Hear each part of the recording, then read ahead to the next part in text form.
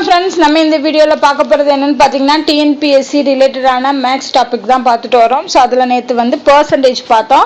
So பர்சன்டேஜில் வந்து உங்களுக்கு என்ன சொன்னோம், ஃபார்முலாஸ் வந்து எப்படி இருக்கும் அப்படிங்கிறதெல்லாம் வந்து நேற்று ஃபார்முலாஸோட ஷார்ட்கட்ஸ் எல்லாத்தையுமே நேற்று வீடியோவில் பார்த்தோம். ஸோ இன்றைக்கி நம்ம என்ன பண்ண போகிறோம்னா ஃபஸ்ட்டு டைப், அதாவது பேசிக் டைப்பாக எப்படி கேட்பாங்க பர்சன்டேஜில் அப்படிங்கிறத வீடியோ பார்க்கலாம். அடுத்தடுத்த டைப்பெல்லாம் வந்து நெக்ஸ்ட் வீடியோவில் பார்க்கலாம். ஓகேவா? ஸோ இதுக்கு முன்னாடி வீடியோ பார்க்காதவங்க அந்த பர்சன்டேஜுக்கான ஷார்ட்கட் வீடியோவை பார்த்துட்டு பாருங்கள், அப்போ தான் வந்து புரியும். ஓகே, ஸோ ஃபஸ்ட்டு பாருங்கள், 2 கிலோகிராமில் 65 கிராம் என்பது எத்தனை சதவீதம்? ஸோ பர்சன்டேஜ் தான் கேட்டிருக்காங்க. என்ன சொல்கிறாங்கன்னா 2 கிலோகிராமில் 2 கிலோகிராமில் வந்து 65 கிராம்ங்கிறது எவ்வளோ? ஸோ இப்போ நம்ம ரெண்டையும் கம்பேர் பண்ணணும்னா ரெண்டுமே என்ன இருக்கணும், சேம் யூனிட்டாக இருக்கணும், அதாவது சேம் அலகுகளாக இருக்கணும். அப்போ நம்ம என்ன பண்ணணும், கிலோகிராமை கிராமாக மாற்றணும். 1 கிலோகிராமுக்கு 1000 கிராம் அப்படின்னா 2 கிலோகிராமுக்கு எவ்வளோ, 2000 கிராம். ஸோ அப்போ நம்ம என்ன பண்ணணும், 65 கிராம் டிவைடட் பை 2000 கிராம்னு போடணும். ஓகேவா? அப்போ தான் நம்ம கம்பேர் பண்ண முடியும். இப்போ என்ன கேட்டிருக்காங்க, சதவீதம் கேட்டிருக்கனால இன்ட்டு 100, அவ்வளோதான். ஸோ அப்போ இதை சிம்பிளிஃபை பண்ணோம்னா ஆன்சர் கிடச்சிடும். 100க்கு 2 0 அடிச்சிடலாம். அடுத்து 65ஐயும் 20ஐயும் 5ஆல் போடலாம். ஸோ 4 5 20, 1 5 5, 3 5 15. ஸோ அப்போ நமக்கு என்ன வருது, 13 டிவைடட் பை 4 வருது. ஸோ இதையும் சிம்பிளிஃபை பண்ணோம் அப்படின்னா 1 4 8 3 12 வருமா? ஸோ 3.10 வரும், 8 வரும், திருப்பி வந்து 5. ஸோ 3.25% அப்படிங்கிறது நமக்கு கிடைக்கும். ஓகேவா? ஸோ இதை சிம்பிளிஃபை பண்ணுறது. ஸோ இதுதான் வந்து நார்மலான டைப் 1ல் வரக்கூடிய மெத்தட். செகண்ட் கொஷின் பாருங்கள், அதே மாதிரி தான். இப்போ இது 1 மணி 45 நிமிட கால அளவு என்பது ஒரு நாளில் எத்தனை சதவீதம்? அப்போ ஒரு நாளுக்கு எத்தனை மணி நேரம் அப்படிங்கிறது நமக்கு தெரியும். 1 டேவுக்கு 24 ஹவர்ஸ். இப்போ என்ன சொல்லியிருக்காங்க, 1 மணி 45 நிமிடம். இப்போ 1 hour 45 minutesங்கிறது எவ்வளோ சதவீதம்னு கேட்டிருக்காங்க. நம்ம இப்போ என்ன பண்ணலாம், இந்த 1 hour 45 minutes, அந்த 45 minutesை நம்ம என்னவா மாற்றலாம், ஹவராக மாற்றிட்டோம் அப்படின்னா இது டோட்டலாக ஹவர் ஆயிரும். அப்புறம் இது 24 மணி நேரம் அப்படிங்கிறப்ப ரெண்டுமே மணியாக மாறிடும். அதை வச்சு நம்ம சதவீதம் கண்டுபிடிச்சலாம். அப்போ ஆல்ரெடி 1 hour இருக்குது. இந்த 45 நிமிஷத்தை மட்டும் நம்ம என்னவா மாற்றணும், மணி நேரமாக மாற்றணும். அப்போ அதாவது ஒரு மணி நேரத்துக்கு 60 நிமிஷம். அப்போ 45 டிவைடட் பை 60. ஆல்ரெடி இங்கே 1 hour இருக்குது. ஸோ அப்போ 45 60 வந்து என்ன பண்ணலாம், 5ஆல் அடிக்கலாமா, 9 5 45, 1 5 5 2 10. அடுத்து 3ஆல் அடிக்கலாம், 3 இது 4. அப்போது 1 hour 3/4. ஸோ 1 3/4 ஹவராக மாறிடும். அப்போ டோட்டலாக என்ன ஆயிடுச்சு, இதை ஹவராக மாற்றிட்டோம். இப்போ இதை சிம்பிளிஃபை பண்ணணும்னா என்ன பண்ணலாம், கிராஸ் மிக்ஸ்டு ஃப்ராக்ஷனாக ஃப்ராக்ஷனாக மாற்றுங்க. 1 4 4 3 7 7/4ன்னு கிடைக்கும். So 7/4 hour. ஆல்ரெடி 24 மணி நேரம் இருக்குது. அப்போ பர்சன்டேஜ் கண்டுபிடிக்கணும், 24 மணி நேரத்தில் 7/4ங்கிறது எவ்வளோ பர்சன்டேஜ்? So into 100. ஸோ இப்போ இது சிம்பிளிஃபை பண்ணணும், என்ன பண்ணணும், 7 டிவைடட் பை 4 கிலோ வந்துடும். ஆல்ரெடி 24 கிலோ தான் இருக்குது. ஸோ இன்ட்டு 100ன்னு வரும். இப்போ இதை அடித்தோம்னா 7ஆல் அடிக்க முடியாது இல்லையா? ஸோ அப்போ நம்ம என்னாக்கும், இதை வந்து மல்டிப்ளிகேஷன் பண்ண தான் முடியும். இதை நம்ம சிம்பிளிஃபை பண்ணும்போது 7.29 அப்படிங்கிற பர்சன்டேஜ் வந்து நமக்கு கிடைக்கும். ஓகேவா? ஸோ அப்போ எல்லாத்துலேயுமே என்ன பண்ணணும், எல்லா யூனிட்ஸையுமே சேம் ஆக்கினா மட்டும்தான் நம்மளால் என்ன பண்ண முடியும், அதோட பர்சன்டேஜ் கண்டுபிடிக்க முடியும். ஓகே, நெக்ஸ்ட் கொஷின் பாருங்கள். 50,000ன் 120%ல் 0.08% என்பது எதற்கு சமம்? அதாவது 50,000 ரூபாய் இருக்குது. ஓகேவா? ஸோ 5,000ல் என்ன சொல்கிறாங்க, 120% கண்டுபிடிக்கணும். அப்புறம் அதில் 0.08% கண்டுபிடிக்கணும். அப்போ கன்சிக்யூட்டிவாக நம்ம பர்சன்டேஜ் கண்டுபிடிக்கணும். ஸோ அப்போ என்ன பண்ணணும், ஃபஸ்ட்டு வந்து 120% அப்படின்னா என்ன பண்ணுவோம், 120 டிவைடட் பை 100ன்னு எழுதுவோம். அடுத்து 0.08%. So 0.08 divided by 100. அப்போ இது 2%மே கன்சிக்யூட்டிவாக நம்ம கண்டுபிடிக்கணும். அவ்வளோதான். ஸோ இதை சிம்பிளிஃபை பண்ணோன்னா ஆன்சர் கிடச்சிட போகுது. ஸோ பாருங்கள், 2 0 2 0 அடிச்சிடலாம், 2 0 2 0 அடிச்சிடலாம். வேறு எதுவும் பண்ண முடியுமா? அப்போ நமக்கு என்ன இருக்கும்? மேலே 5 × 120 × 0.08 8/100ன்னு எழுதலாமா? டெசிமலை எடுத்துகிட்டு எழுதணும்னா 8/100ன்னு எழுதலாம். அப்போ ஒரு 0 கேன்சல் ஆகிடும். அடித்தோம்னா 2 டைம்ஸ் வரும், திருப்பி அடித்தோம்னா 4 டைம்ஸ். ஸோ 4 × 12 48.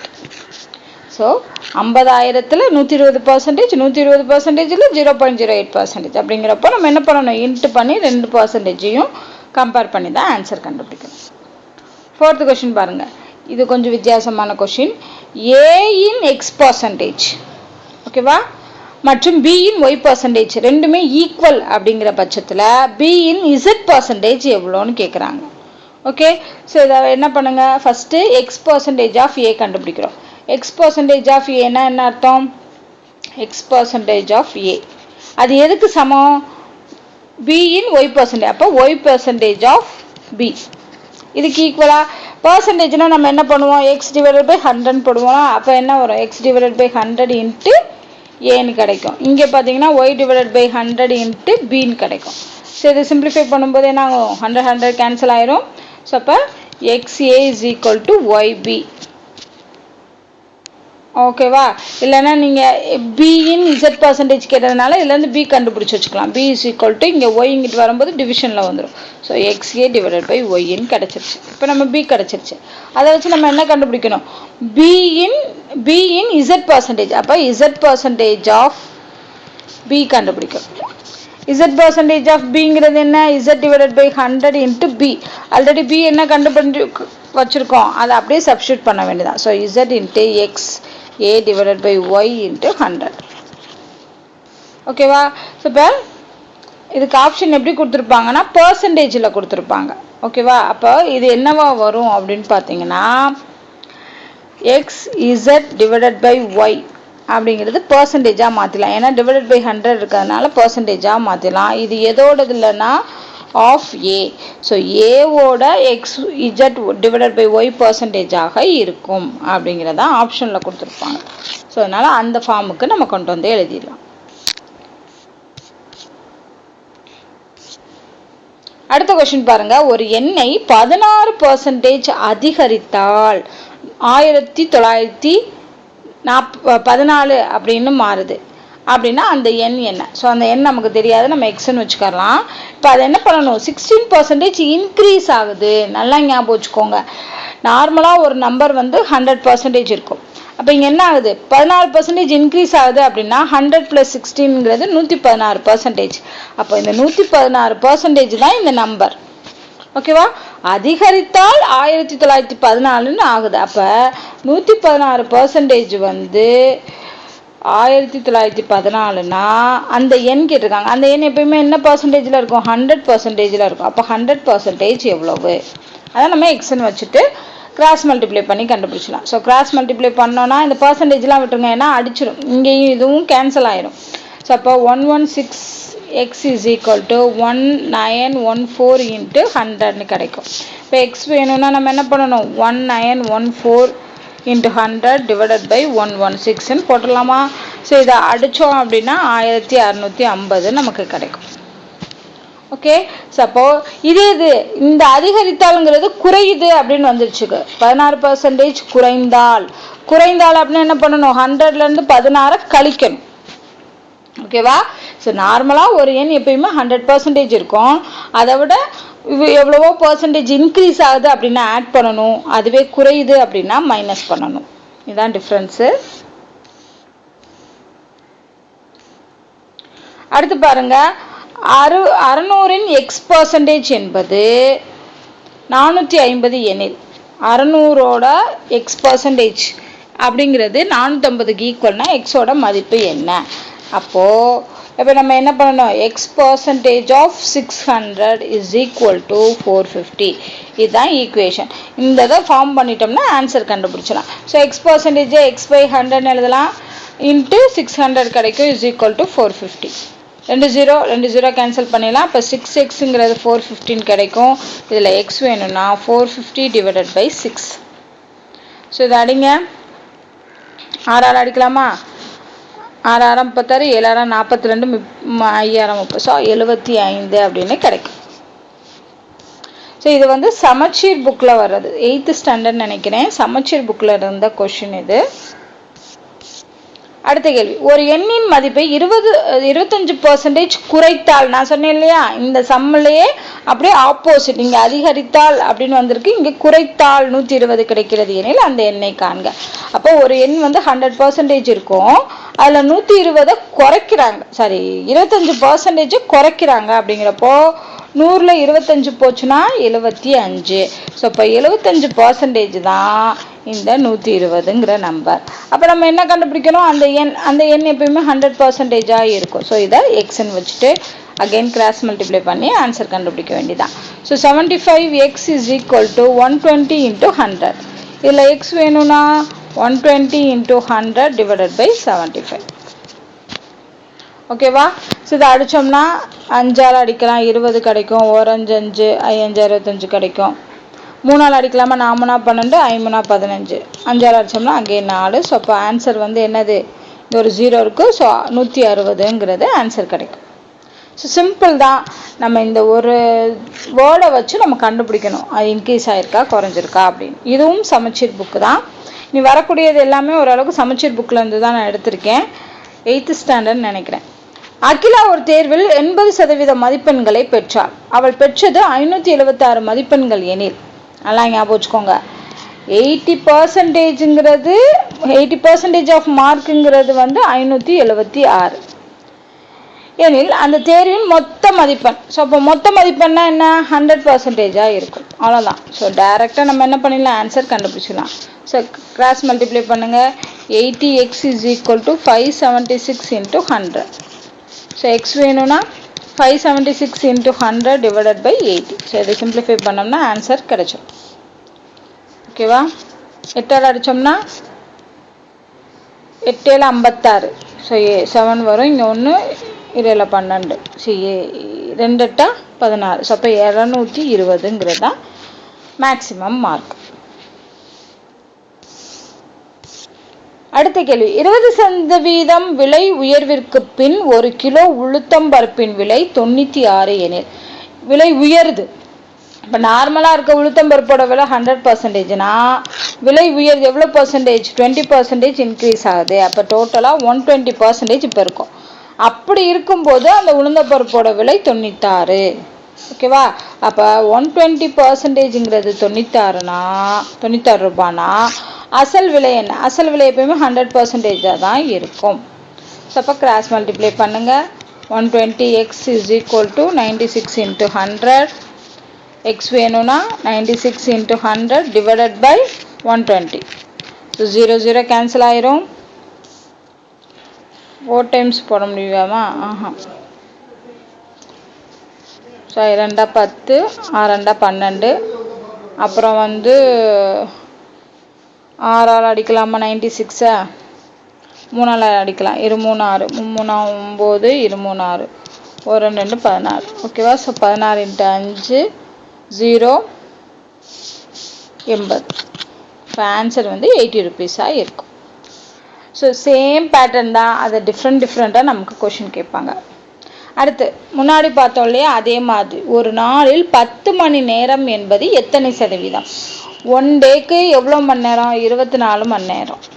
இந்த 24 மணி நேரத்தில் 10 மணி நேரங்கிறது எவ்வளோ பர்சன்டேஜ்? ஸோ அப்போ 24 டினாமினேட்டரில் போடணும், மேலே வந்து 10 போட்டு இன்ட்டு 100 போடணும். ஸோ இதை சிம்பிளிஃபை பண்ணால் ஆன்சர் கிடச்சிட போகுது. 2 10 1 2 12 வரும், 6 2 12 50 கிடைக்கும். அகெயின் 2 6 25. ஸோ அவ்வளோதான். ஸோ இதை சிம்பிளிஃபை பண்ணோன்னா 125 டிவைடட் பை 3 இது பாயிண்டில் வரும், அதை நம்ம போட்டுக்கலாம். ஸோ சேம் தான், நான் சொன்ன மாதிரி அந்த யூனிட்ஸு சேமாக கன்வெர்ட் பண்ணணும். அடுத்து பாருங்கள், கொஞ்சம் வித்தியாசமான சம்மா இருக்குது. ஆர் என்ற நபர் பெறுவதில் 50% Q என்ற நபருக்கும், Q பெறுவதில் 50%ஐ P என்ற நபருக்கும் பெறுமாறு PQR என்ற 3 நபர்களுக்கு 350 பிரிக்கணும். இதில் பாருங்க ஆர் பெரும் பங்கு. ஃபர்ஸ்ட் வந்து ஆர் என்ற நபர் தான் என்ன செய்யறாரு, தான் வாங்கின காசுல கியூக்கு பாதி கொடுக்குறாரு. அப்ப ஆர் வந்து இப்ப 100 ரூபாய் வச்சிருக்காருன்னு நம்ம எடுத்துக்கலாம். ஸோ ஆர் பெரும் பங்கு வந்து 100 ரூபாய். இப்ப அதுல 50%னா எவ்வளோ, 50 ரூபாய். இதுல 50%ங்கிறப்போ 50 ரூபாய் வந்து கியூ என்ற நபருக்கு கொடுக்குறாரு. அப்ப கியூ வாங்குற அமௌண்ட் எவ்வளோ, கியூ வாங்குற அமௌண்ட் 50 ரூபாய். இந்த கியூ என்ன செய்யுது, தான் வாங்கின அமௌண்ட்ல 50%. அப்ப இதுல 50%னா பாதி. அப்ப அதுல 25 அதை பிங்கிற நபருக்கு கொடுக்குது. அப்ப பியோட பங்கு எவ்வளோ, 25 ரூபாய். ஸோ ஆறு வாங்கின 100 ரூபாயில பாதியே பிக்கு கொடுக்குது. சாரி கியூக்கு கொடுக்குது, அது 50 ரூபாய். அதுல பாதியை வந்து பிக்கு கொடுக்குது. அப்ப பி வாங்குறது 25 ரூபாய். அப்ப இதுதான் வந்து 3 பேருடைய பங்கு. ஓகேவா? இப்போ 3 பேருக்கும் இந்த 350 ரூபாய் எப்படி பிரிக்கணும்? அப்போ நம்ம என்ன கண்டுபிடிக்கணும், ரேஷியோ கண்டுபிடிக்கணும். எப்படி ரேஷியோ கண்டுபிடிக்கணும், P/Q/R. ஸோ P வந்து 25 பங்கு வாங்குது, Q வந்து 50 பங்கு, R வந்து 100. ஸோ அப்போ இதை வச்சு என்ன பண்ணலாம், நம்ம சிம்பிளிஃபை பண்ணலாம். இதை அடித்தோம் அப்படின்னா ஒரு 25 25, 2 25 50, 4 25 100. அப்போது P ஒரு பங்கு வச்சிருந்துச்சுன்னா Q 2 பங்கு வச்சுருக்கோம், R வந்து 4 பங்கு வச்சுருக்கோம். அப்போ மொத்த பங்குகள் எவ்வளோ, அப்போ தான் நம்மளால் என்ன பண்ண முடியும், இந்த 350 டிவைட் பண்ண முடியும். ஸோ மொத்த பங்கு பார்த்தோம்னா 4 2 6, 6 1 7. ஸோ இந்த 3ஐயும் கூட்டினா தான் மொத்த பங்கு. ஸோ மொத்தம் 7 பங்கு. அப்போ நம்ம என்ன பண்ணணும், இந்த 350 7ஆ பிரிக்கணும்.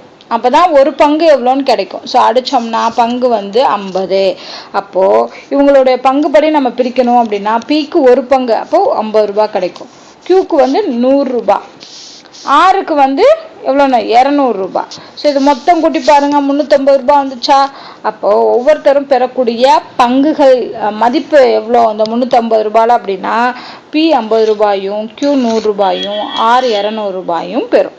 ஸோ இது வந்து நம்மளுடைய சமச்சீர் புக்கில் இருக்கிறதான் ஒரு பாக்ஸில் கொடுத்து நம்ம பண்ணி பார்க்கணும் அப்படிங்கிற மாதிரி ஒரு கொஷின் கொடுத்துருப்பாங்க, அந்த கொஷின். அடுத்து ஃபைனல் கொஷின் பாருங்க. 3 லட்சம் மதிப்புள்ள ஒரு மகிழுந்தை 2 லட்சம் ரூபாய்க்கு விற்கிறாங்க அப்படின்னா அந்த மகிழுந்தின் விலை குறைப்பு சதவீதம். ஸோ ஏற்கனவே நம்ம என்ன பார்த்தோம், இதுக்கு ஒரு ஃபார்முலா பார்த்தோம் இல்லையா, விலை குறைப்பு இன்க்ரீஸ் டிக்ரீஸ் அப்படிங்கிறதுக்கு பார்த்தோம். டிக்ரீஸ்னா ஃபார்முலா என்ன, old value minus new value divided by old value into 100. So same formula தான் நம்ம என்ன பண்ண போகிறோம், யூஸ் பண்ண போகிறோம். ஸோ ஓல்டு வேல்யூனா முதல் இருக்கிறது 3 லட்சம் ரூபாயில இருந்து 2 லட்சம் ரூபாய்க்கு விற்கிறாங்க. ஸோ அப்போ 3 லட்சம் 3 நம்ம 3 லேக்னு 3Lன்னு வச்சுக்கலாம். 3L minus 2L divided by 3L. ஏன்னா கீழே ஓல்டு வேல்யூ தான் போடணும். ஸோ இதுதான் ஓல்டு வேல்யூ, இதுல இருந்து விற்கிறது நியூ வேல்யூ. அப்போ இதோட பர்சன்டேஜுங்கிறப்போ 100. அப்போ கலைங்க 3 மைனஸ் 2 அப்படிங்கிறப்போ 1L கிடைக்கும். இங்கே கீழே 3L இருக்கும், L கேன்சல் ஆயிரும், இன்ட்டு 100. அப்போது 100 டிவைடட் பை 3 வரும். ஸோ 33 1/3ன்னு வருமா. ஓகேவா. ஸோ இது சிம்பிளிஃபை பண்ணோம்னா 33 1/3 அப்படின்னு வரும். ஸோ இவ்வளோ பர்சன்டேஜுங்கிறது தான் ஆன்சர். ஓகே. ஸோ ரொம்ப சிம்பிள் தான். இதுக்கு அந்த ஃபார்முலா நமக்கு தெரிஞ்சிருந்துச்சுன்னா நம்ம என்ன பண்ணிடலாம் ஈஸியாக. இது டிக்ரீஸ்க்கான ஃபார்முலா. இன்க்ரீஸ்க்கான ஃபார்முலா என்ன வரும், new value minus old value divided by old value. So அடுத்து வந்து டைப் 2. அந்த டைப் 2வை நம்ம சக்ஸசிவ் இன்க்ரீஸ் சக்ஸசிவ் டிக்ரீஸ்ன்னு சொல்லி ஒரு ஃபார்முலா பார்த்தோம் இல்லையா, அதுதான் நம்ம டைப் 2ல் பார்க்க போகிறோம். ஸோ அதை நம்ம நாளைக்கு வீடியோவில் பார்க்கலாம். ஸோ இதே மாதிரி நிறைய சம்ஸ் வந்து இருக்குது. ஸோ அதில் நமக்கு எப்படி எக்ஸாமில் கேட்பாங்களோ அந்த மாதிரியான கொஷின்ஸ் தான் நான் எடுத்து கொடுத்துருக்கேன். கண்டிப்பாக இது புரியும்னு நினைக்கிறேன். உங்களுக்கு இதில் ஏதாவது டவுட் இருக்குது, எனக்கு புரியலை அப்படின்னா கமெண்ட் பண்ணுங்கள், நான் கிளியர் பண்ணுறேன். ஸோ தொடர்ந்து வீடியோ பாருங்கள். இந்த வீடியோ உங்களுக்கு பிடிச்சிருந்தா லைக் பண்ணுங்கள், ஷேர் பண்ணுங்கள், மறக்காமல் நம்ம சேனலை சப்ஸ்கிரைப் பண்ணுங்கள். நன்றி.